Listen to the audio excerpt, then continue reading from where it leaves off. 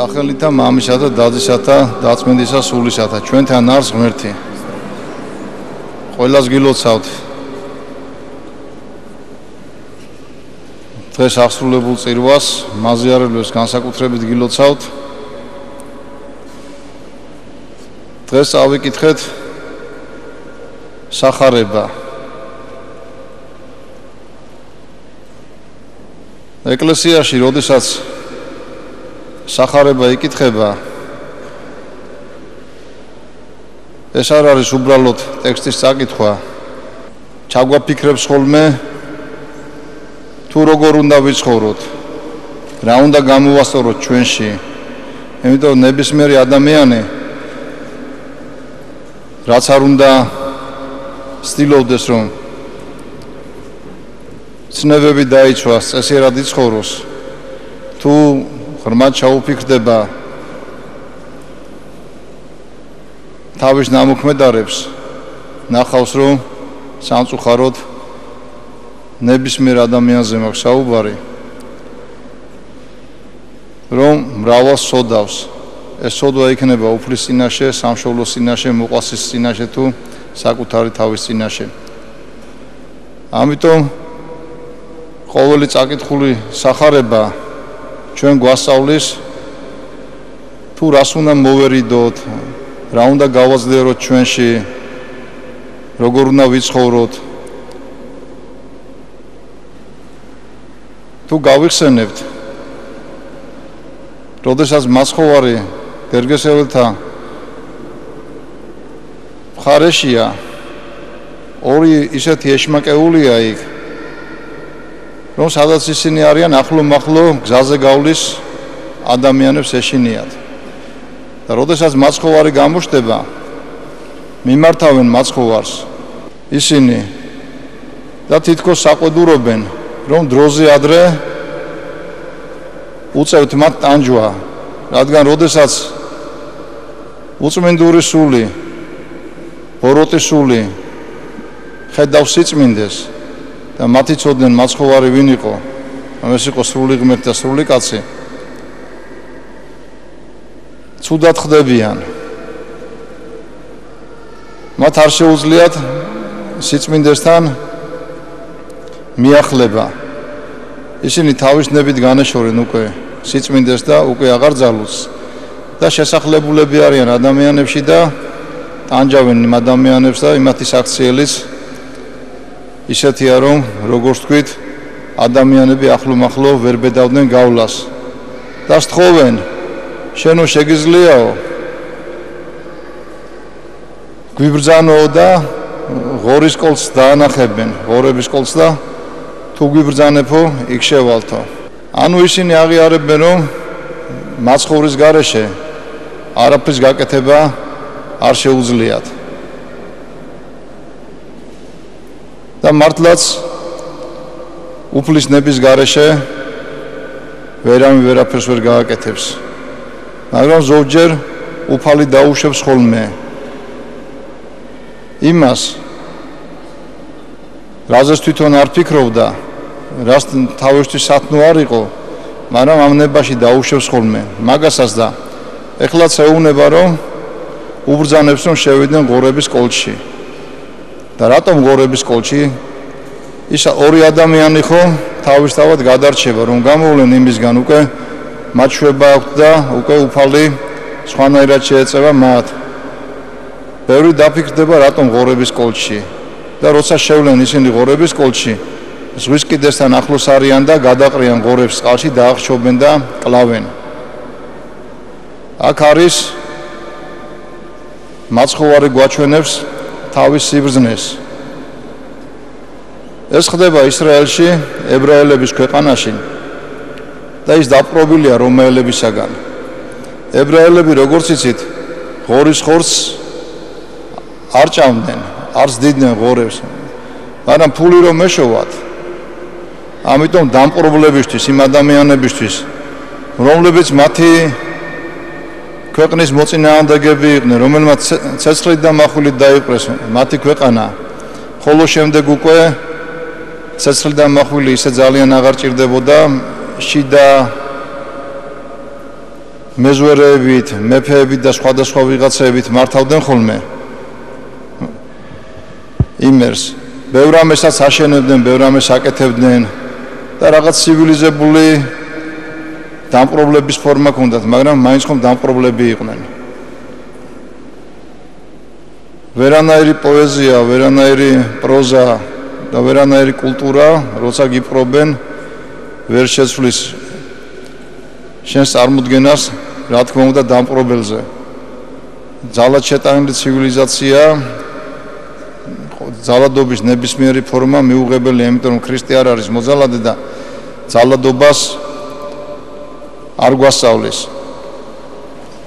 თუმცა ზოგჯერ ძალას როცა იყენებენ შენს წინააღმდეგ, შენს გიხდება ძალის გამოყენება, იგივე ქვეყანას რომ თავს დაესხმება უცხო ჯარი თავს იცავს. ადამიანები, რომლებსაც დამპყრობელი უნდა სულებოდათ, რომელთაც რჯული უგზალავდა ღორის ყოლას, მის გაზდას და არათუ თვითონ ეჭამათ, რას აკეთებენ, დამპყრობლებს აძლევენ და აძლიერებენ ფიზიკურად დამპყრობლებს.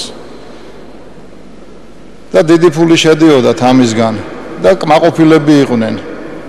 და როდესაც მწყემსები შეატყობინებენ, რომლებიც ღორების ყოლს წემსავდნენ ქალაქის მოსახლეობას, რომ ასეთი სასწაული მოახდინა, მაცხოვარზე უნებიან, რა ხდება, მთელი ქალაქი გამოდის ნახულობს მაცხოვარს, ხვდებიან თუ ვინ დგას მის წინაშე, მათ წინაშე და რას ეუნებიან, ეხვეწებიან რომ იქ ქალაქში, მაგათ ქალაქში კიდე არ შევიდეს მაცხოვარი.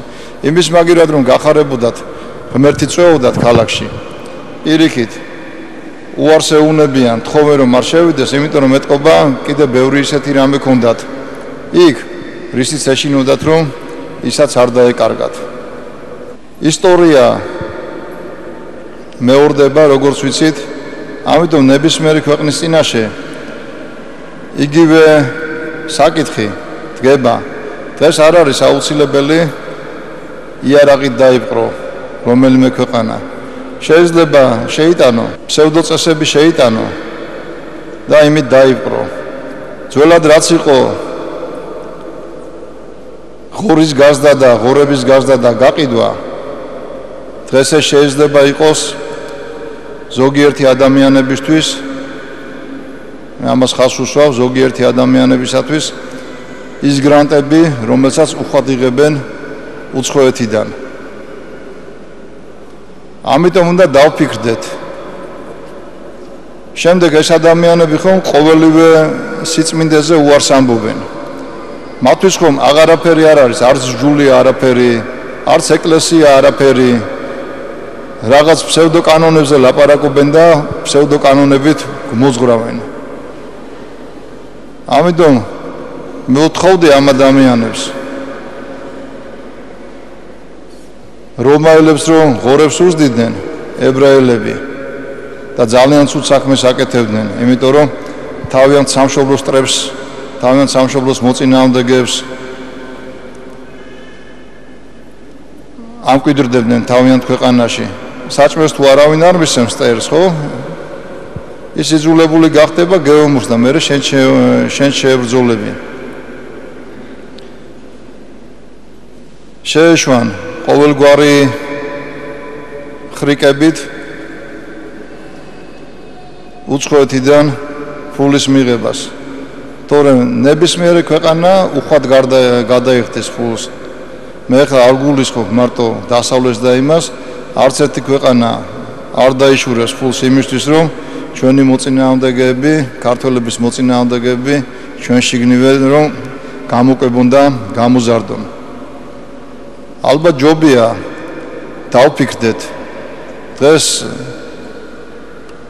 როდესაც იყო წარდგომის ერთ-ერთი მუხლი იყო, შეიყვარეთ სიმართლე და მოიძულეთ უსჯულოება. ეს რას გვასწავლის?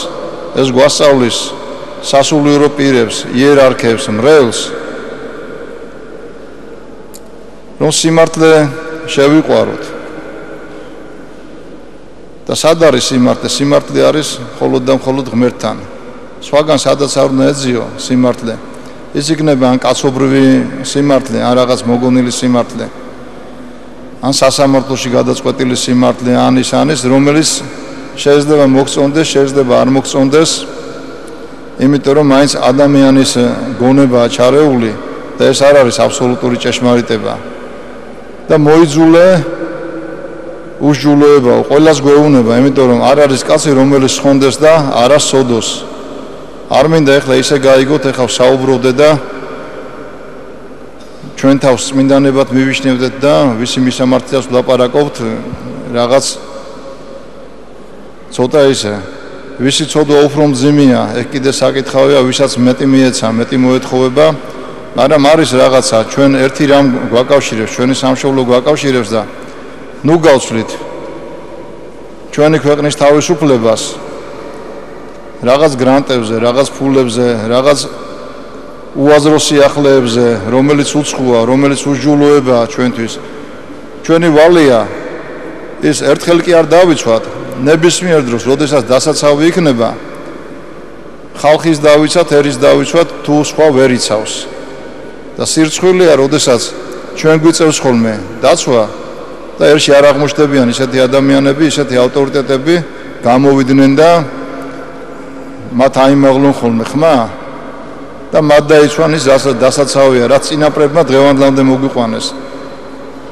აქამდეც იყო საქართველოს და ამის მერეც იქნება მეორედ მოსვლამდე ყოველთვის იქნება ღვთისშეწევნით საქართველოს და არც ერთ თაობას არ აქვს უფლება მონოპოლია გამოვაცხადოთ რაღაც აზრებზე.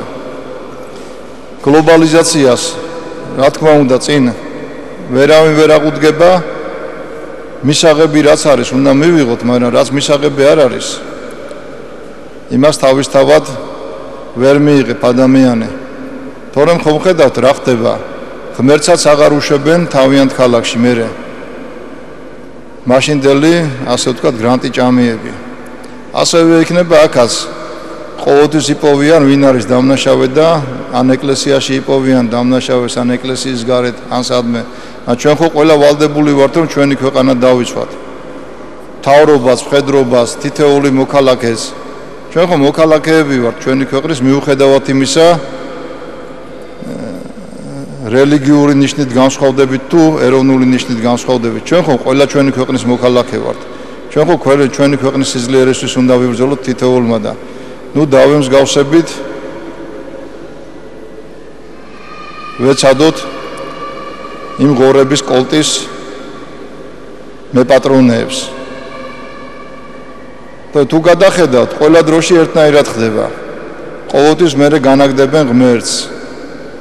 მაგრამ უფალმა კლდესაზე და დაახუზნა ეკლესიათვისი და ბჭენი ჯოჯოხეთისანი ვერ ერევიან მას. რა არის ჩვენი სიცოცხლე? თუ რაღაცის შეგვეშინდა და რაღაცის გამო, ან ფულის გამო დაიხიე უკან, ან თანამდებობის გამო დაიხიე, რაღაც ღირსების გზნობა ხომ უნდა გქონდეს, რაღაცამ ხომ უნდა გაიღვიძოს თითოეულ ჩვენთაგანში. ამიტომ მე მჯერავს, რომ გავაანალიზებთ ჩვენ შესტომებს, რაშიც დახმარება გვჭირდება, კეთილი იქნება უნდა იმაში შეძლონ დახმარება. მარტო ლამაზი სიტყვები ძალიან რთულია. კარგად ხედავთ, რომ ჩვენი ქვეყნის ტერიტორიის დიდი ნაწილი ამ საუკუნეში იყო დაპყრობილი, კიდევ უფრო დიდი ნაწილი წინა საუკუნეში წაგულიჯეს მტრებმა, გადაინაწილეს თვითონ და ამიტომ ესაც უნდა გვახსოვდეს. ჩვენ რაღაც ეს ტყუილა ხომ არ ხდება ჩვენი შესტომების გამო, ჩვენი ცოდვების გამო, ერის შეცოდებების გამო ხდება. ქართველები ერთმანეთს უნდა გაუფრთხილდეთ, ერთმანეთს უნდა მოვეფეროთ. არ შეიძლება მტრებად უყურებდეთ ერთმანეთს. კარგი რაც არის, ერთმანეთს გაუზიაროთ და ძალიან კარგად ხვდებით რა არის კარგი და რა არის ცუდი. კარგი მივიღოთ, რაც არ არის ჩვენთან, მივიღოთ და დავნერგოთ, მაგრამ ცუდს მოიძულეთ უსჯულოებაო გვიბრძანებს ღმერთი და ღმერთზე დიდი ავტორიტეტი ჩვენთვის არავინ არ არის. და ჯვარი გწერია რომ ვინმე იყოს. ასევე მინდა შევეხო ერთ სასიხარულო ტენდენციას ჩვენს ქვეყანაში. რამოდენიმე თვეა დაიწყო, იცით რომ ძალიან გაუსაძლესი პირობები იყო ციხეებში, იმაზე ბევრად მეტი ადამიანი იყო იქ, რაც უნდა ყოფილიყო და ეს ხდებოდა იმის გამო, ისევ და ისევ გრანტების გამო. იქ იყო ერთხელ 60 მილიონი, მერე კიდე სხვა ხო. უცხოეთი თითქოს გვიხდიდა რომ მეტი ციხე აგვეშენებინა, მაგრამ მადლობა ღმერთს. ხალხის აზრმა გაიმარჯვა და ახალი ხელისუფლებაც შეეცადა რაღაც სრულებები შეეტანა 15000-მდე ადამიანია უკვე განთავისუფლებული. ეს საკამათო თემა გახდა, ამდენი უნდა გამოეშვათ თუ არ გამოეშვათ, მაგრამ ციხისთვის პირადად მე ნებისმიერი მეწოდება ციხეში გასაგზავნად. ჩემი ნება რომ იყოს, მაგრამ რა თქმა უნდა, ჩემი ნება ვერ იქნება, ჩემს იმას არც გამოვხატავ, რომ ციხე არ იქნებოდა მაშინ, სადაც მე ვიქნებოდი, მაგრამ ასია საჭირო, სახელმწიფოს რაღაც თავის ფუნქციები აქვს და მაგის გარეშე ვერ წავალთ, როგორც ეგ არის ანარეკლი. შემდეგ უკვე როცა გარდავისვლებით იმ ცხოვრების ზოგი სადმოხდება, ზოგი სადმოხდება და თუ არ გვიჭირს ყოფნა ციხეში ცოტა ხნით, ზოგს კიდე სამუდამო პატიმრობა აქვს, იმათ უფრო ძიმე ხვედრი აქვს, მაშინ იქაც რომ მომავალ ცხოვრებაზე რომ ვიფიქროთ, ვინც უფალთან არ მოხდება, როგორია მუდამ ტანჯვაში იყოს. ან თუნდაც დროებით ტანჯვა რაზნელია რა ჩვენთვის როცა უყურებთ ადამიანს, ამას ხომ ადამიანი თვითონ ირჩევს.